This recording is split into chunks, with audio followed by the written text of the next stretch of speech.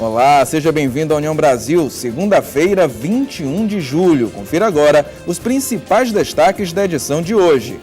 Mobilidade urbana. Apesar das mudanças com os binários em Fortaleza, motoristas afirmam que o trânsito continua caótico. Política. PT deve reavaliar a campanha eleitoral depois da última pesquisa Datafolha para a presidência da República.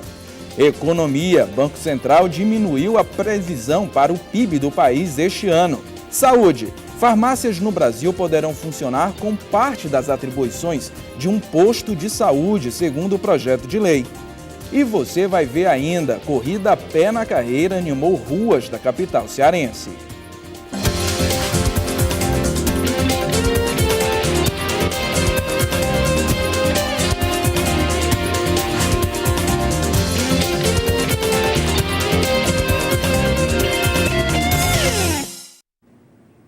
Boa noite, eu sou Alan Faustino e vamos começar a União Brasil de hoje falando sobre mobilidade urbana. O binário das avenidas Dom Luiz e Santos Dumont, em Fortaleza, foi implantado há mais de um mês, com o objetivo de melhorar a fluidez no trânsito. Mas apesar da aceitação inicial, muita gente não está nada satisfeita com a mudança. Na Avenida Santos Dumont, bem no final do binário, a população reclama de congestionamento. Por lá, após passagem pelo túnel, os condutores saem de 3 faixas para apenas 2. Daí, o transtorno. Não resolveu nada não, aí como é que tá? Eu acho que não, acho que continua a mesma coisa. Desde 4 horas da tarde, congestionado. Seguimos o trajeto para vivenciar o problema. Em horário de pico, às 18 horas da noite, o trânsito começa a ficar complicado antes mesmo do túnel. E a Prefeitura de Fortaleza não prevê qualquer alteração no trecho, apenas a instalação dos sensores de fiscalização da faixa preferencial de ônibus, a exemplo da Avenida Bezerra de Menezes. As nossas medições apontam para um ganho de velocidade dos ônibus aí de média de 11 km por hora, passou para 18, ainda sem fiscalização. A nossa meta é que isso chegue ao que tem a Bezerra de Menezes, 26 km por hora, tá? E a nossa avaliação é positiva. No período em que permanecemos no local, uns 30 minutos, visualizamos irregularidades por parte dos motoristas. Alguns, impacientes com o fluxo de veículos, acabam realizando ultrapassagens não permitidas. Mas a Autarquia Municipal de Trânsito promete que vai ficar de olho nos infratores e multá-los quando necessário. Esse transtorno é momentâneo, na maior parte do dia flui tranquilamente aquela aproximação. Evidentemente, tem momentos que acontecem algumas colisões que atrapalham a fluidez do trânsito e também por má conduta do motorista, seja por tentar se inserir na fila no local errado ou parar em local proibido, também proporciona uma lentidão. Quanto ao congestionamento na via, ao condutor só resta evitar o trecho, especialmente em horários de pico. Quando não for possível, o jeito é ter paciência. Quem sabe se, em breve, melhora. Um desafio para as administrações públicas das grandes cidades é acabar com a situação de pessoas sem teto que acabam dormindo nas ruas. Em Fortaleza não é diferente. A cidade conta com poucos abrigos para atender a necessidade da demanda, que cresce a cada dia. Enquanto muitos simplesmente transitam pela cidade, outros a utilizam como casa. Em meio à difícil rotina da população em situação de rua, é possível encontrar histórias marcantes como a de Márcio. Devido ao uso de drogas, ele se afastou da família, perdeu o emprego e hoje não tem endereço fixo. Não existe fator idade, fator social, né? É criança, é velha, é pessoas de todo jeito, pessoas que da droga, da bebida, enfim, são muitos fatores que podem acontecer, ocasionam uma pessoa ir morar na rua. Vulnerabilidade social, quebra de vínculos familiares e desemprego estão entre os fatores que podem, na visão desta socióloga, levar pessoas às ruas. Muitas vezes nós temos iniciativas do governo municipal, do governo estadual, mas essas iniciativas de acolhimento dessas pessoas é em número muito reduzido, que não acompanha a demanda dessa população. Então nós não podemos conviver e achar normal que estas pessoas, na completa degradação, estejam dormindo ao relento, cobertas com papelão, nas marquises, nas praças. Em Fortaleza, alguns espaços fornecem apoio aos moradores. Os centros POP, por exemplo, oferecem 4 refeições ao dia, atividades diversas e auxílio jurídico, serviços que tornam possível diariamente cerca de 60 atendimentos.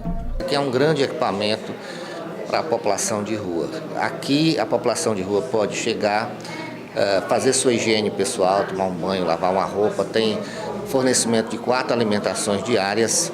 Além disso, nós temos oficinas de artes, todos os quadros, as manifestações artísticas que você vê aqui nesta casa são realizadas pela população de rua. Frequentar o Centro POP é um hábito para Helry Santos. Morador de rua desde 2009, ele reconhece os benefícios do espaço, mas sabe que existem poucos lugares da cidade que desenvolvem trabalhos semelhantes. Um albergue, uma casa de abrigo, ela ajuda muito, porque eu, no meu caso, me refiro a mim, eu estou trabalhando, mas quando chega a hora da noite eu não tenho onde dormir e acabo dormindo numa calçada, num banco de uma praça. Atualmente há 2 abrigos em Fortaleza destinados à população de rua. Cada um deles oferece, contudo, apenas 50 vagas, quantidade que não condiz com a presença significativa de moradores existentes na cidade. O último levantamento da Prefeitura de Fortaleza foi feito em 2008 e cadastrou 1.701 pessoas que viviam na rua.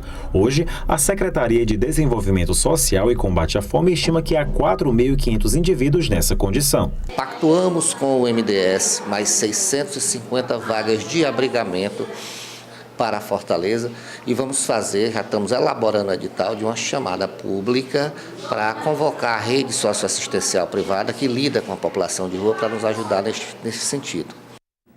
Um projeto de lei que foi aprovado no Senado prevê que as farmácias precisarão ter em tempo integral um profissional formado para atender os clientes, além de começarem a ter parte das funções de postos de saúde.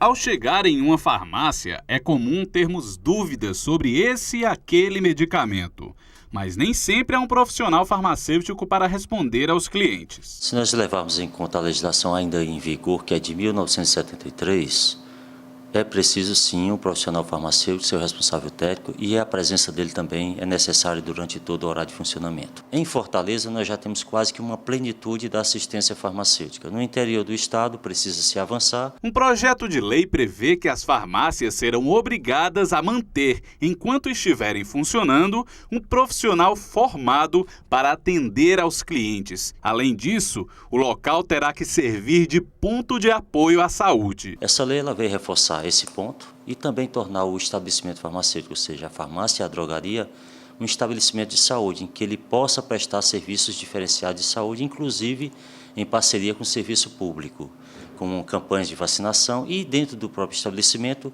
ser criado espaços para atuação mais definida do próprio profissional farmacêutico, que ele possa realmente ser diferenciado no momento de prestar os serviços de saúde à população, como medição de pressão arterial, dosagem de glicemia e outros serviços que possam ser desempenhados. O projeto foi aprovado no Senado Federal e para que realmente se torne uma lei, basta agora a sanção da presidente Dilma Rousseff. Apesar de muitos estabelecimentos já terem o seu profissional farmacêutico trabalhando no local, sem sombra de dúvida, sendo aprovada a nova lei, trará mais gastos para os empresários, donos de farmácia. Esse projeto de lei tem que prever algumas coisas para que o custo repassado ao consumidor, que sempre é repassado ao consumidor, não seja tão impactante na hora da compra do remédio, né? A lei das domésticas já está em vigor e a partir do dia 7 de agosto, quem não regularizou o trabalhador doméstico, é bom se apressar. Depois do prazo, o Ministério do Trabalho vai multar. Lava aqui, limpa acolá. E uma boa notícia para Tamires. Agora, a doméstica vai trabalhar de carteira assinada e ela comemora. Assim, é bom, porque de antes eu trabalhava avulso e, assim, eu sei que, assim, como doméstica, que avulso não dá muitos direitos a gente, né? De carteira assinada já prioriza muita coisa.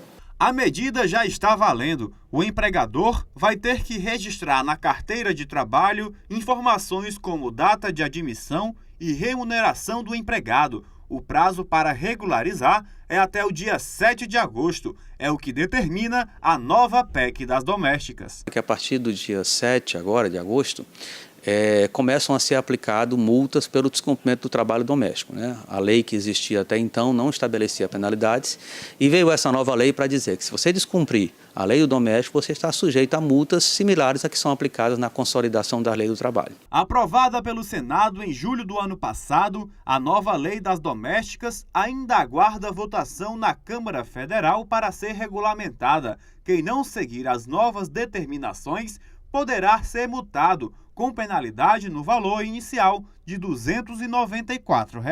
A lei que existia até então não estabelecia penalidades e veio essa nova lei para dizer que se você descumprir a lei do doméstico, você está sujeito a multas similares a que são aplicadas na consolidação da lei do trabalho. Ana Paula não perdeu tempo. Ela colocou na ponta do lápis para que os serviços de casa não pesem tanto no orçamento familiar. Ela optou por uma diarista 2 vezes por semana. Eu sempre tive doméstica regulamentada, mas com a entrada da PEC das domésticas, os encargos encareceram consideravelmente. Em função disso, eu tive que adequar, mudar a minha rotina diária. Com pouco mais de 7 milhões de empregados domésticos, o Brasil aparece com a maior população de trabalhadores domésticos do mundo, de acordo com dados da Organização Mundial do Trabalho. Com a aprovação da Lei 12.964, esta recrutadora teme que a procura caia devido aos aumentos de custos. Hoje eles estão optando por manter seus filhos em escola em tempo integral e apenas uma diarista 2 vezes por semana no máximo. E no próximo bloco do União Brasil, a pauta é política. A última pesquisa Datafolha aponta que devem ser feitas mudanças na campanha do PT para a presidência. Voltamos em um minuto.